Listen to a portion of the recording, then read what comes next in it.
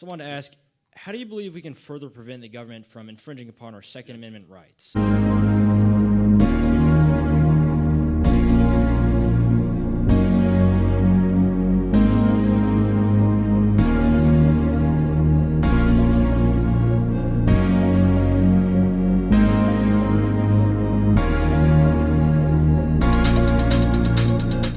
beautiful people on YouTube. Hi, guys. And today, if you guys are feeling very much good, so guys, today I'm going to be reacting to Charlie Kicks on why Americans need to own guns.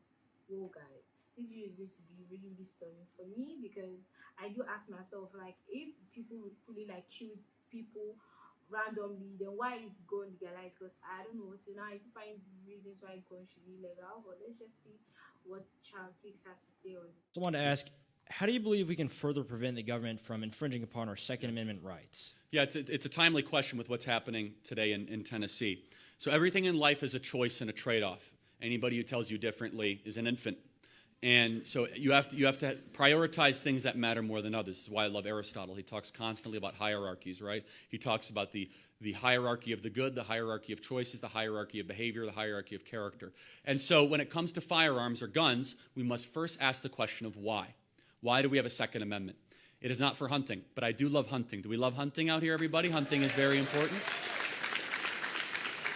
It is not even for self-defense, but that's very important. Defending your home, defending your family is a moral good.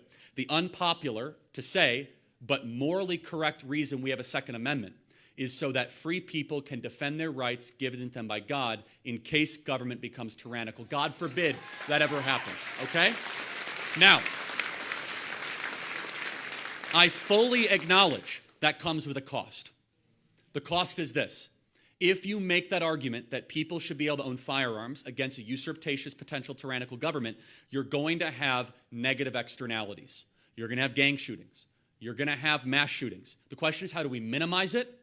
And the question is, how do we reduce it to almost zero? And we have never had that proper conversation. For example, if banks and sporting events have armed guards, every school in America should have armed guards sitting 24/7 at the school. Period. End of story.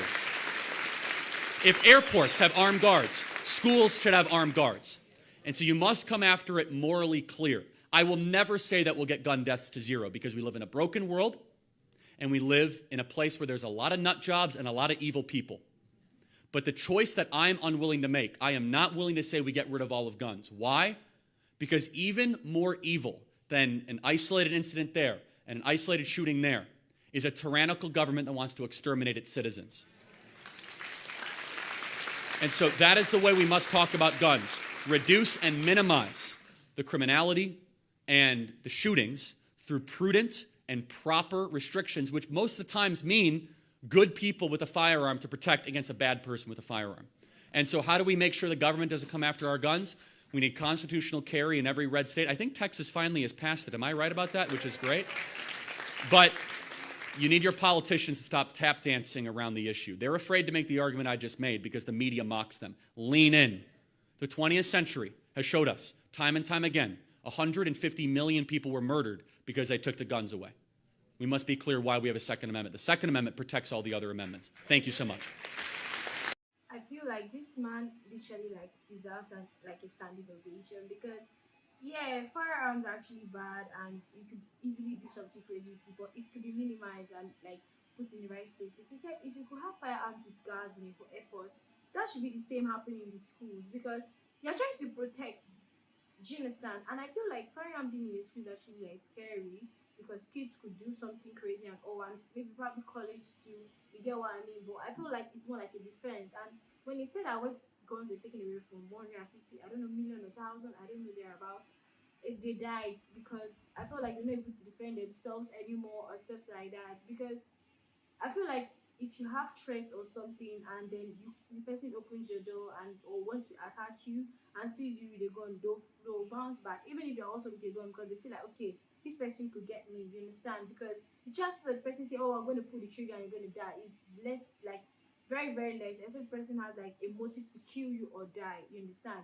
And like he said, we're in a broken world, anything can happen, there can be any outbreak. We don't know what's up to right now. And like he said, our politicians are really doing well. That's what I can say, guys. Because today's reaction. If you like, comment, subscribe. Bye.